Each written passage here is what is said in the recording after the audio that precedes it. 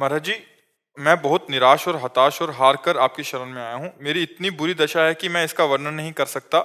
मेरे मन ने मेरा जीना हराम कर रखा है। सब कुछ जानते हुए भी मैं गंदी क्रिया, गंदे दृश्य देखना छोड़ नहीं पा रहा। मेरी जो दुर्गति हो रही है वो मैं ही जानता हूँ।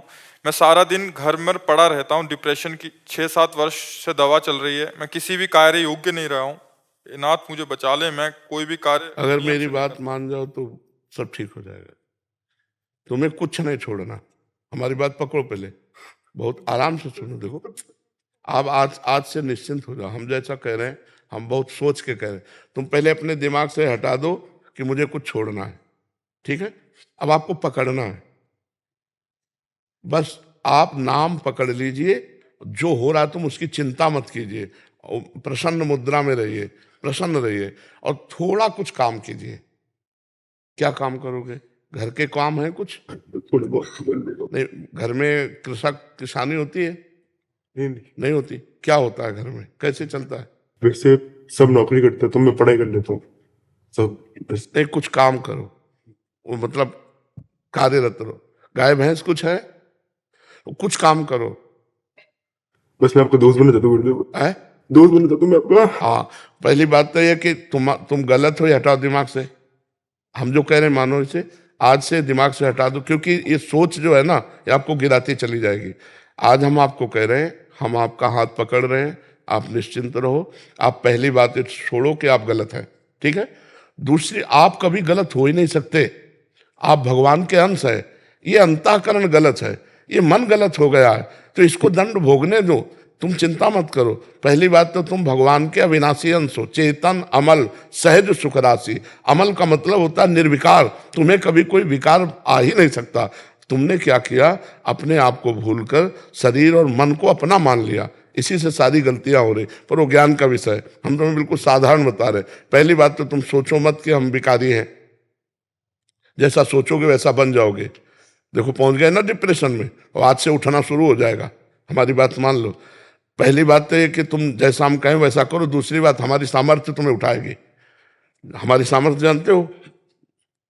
हाँ, आज से तुम देखना तुम्हारे हृदय में प्रसन्नता का एक रेखा खींचेगी और बढ़ती जाएगी, क्योंकि श्री जी ने भेजा है तुम्हें। अब तुम अपने जीवन को नष्ट करने की ये जो धारा है, इससे आप उबर जाओगे। राधा नाम जप करो, निरंतरता। जहां पड़े हो और मन तुम्हारा सोच कर रहा है, उसको सोचने दो। तुम बार बार राधा राधा राधा, जो गलती हो रही होने दो। तुम बिल्कुल निश्चिंत हो जाओ। एक दिन वो बल आएगा कि सब छूट जाएगा। बहुत जल्दी वो समय आएगा, क्योंकि आपका प्रयास और श्री जी का बल ये आपको उठाएगा। आप इससे उठो, बिल्कुल निश्चिंत रहो। तुम कोई भी गलती का टेंशन मत लो। पहले टेंशन मुक्त हो, फिर प्रसन्नता तुम्हारी गलती पर चढ़ बैठेगी और गलती कभी नहीं होने लगेगी। धीरे धीरे ठीक हो जाओगे। एक गलती पर केवल असर करो, अपने दिमाग में लाओ कि तुम्हें ब्रह्मचर्य नहीं खंडित करना अभी। अगर वो रहेगा तो दिमागी स्तर हम तुम्हारा सुधार पाएंगे। गुरुदेव मैं हमेशा दिन गिनते रहता हूँ, मतलब बस आज नहीं किया, कल नहीं किया, पता नहीं मेरी स्थिति खराब है। छोड़ो, बस एक चीज केवल करना, हस्त क्रिया मत करना। बस एक चीज पकड़ लो तुम, हस्त क्रिया मत करना। वादा हमसे करो, पक्का कर दी गुरुदेव। तो बस ठीक है। और राधा नाम जपो। और आज से हम तुम्हारा वादा करते हैं, तुम किसी भी तरह की चिंता मत करो। ये हम मतलब बिल्कुल हृदय से कह रहा हूं। तुम बिल्कुल चिंता मत करो। आज से देखोगे आप, महीना भर बाद फिर आना आप हमसे मिलना के दोस्त भाव से। हम कोई बल ऐसे, बिल्कुल ऐसे समझो जैसे तुम तैसे हम, जैसे हम वैसे तुम, बिल्कुल अंतर नहीं। बस निश्चिंत हो जा। निश्चिंत हो जा। मैं तो पापी हूँ गुरुदेव, बहुत आपके सामने हूँ। नहीं नहीं नहीं, ऐसा नहीं नहीं नहीं, बिल्कुल हम तुम दोस्त हैं, कोई पापी नहीं। देखो, गंगा जी के पास जब जाया जाता है और गंगा स्नान किया जाता है, तो अपने को लगता है ना कि मैं पाप रहित हो रहा हूं, क्योंकि गंगा स्नान कर रहा हूं।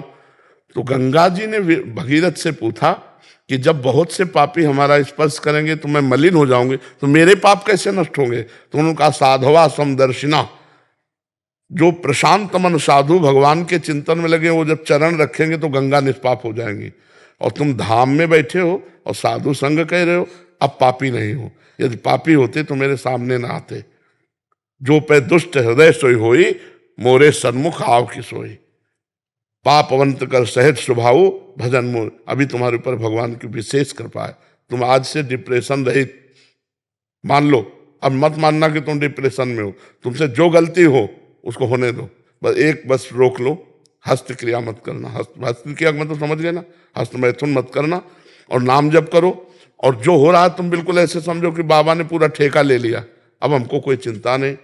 आज से तुम देखना आपका परिवर्तन होगा।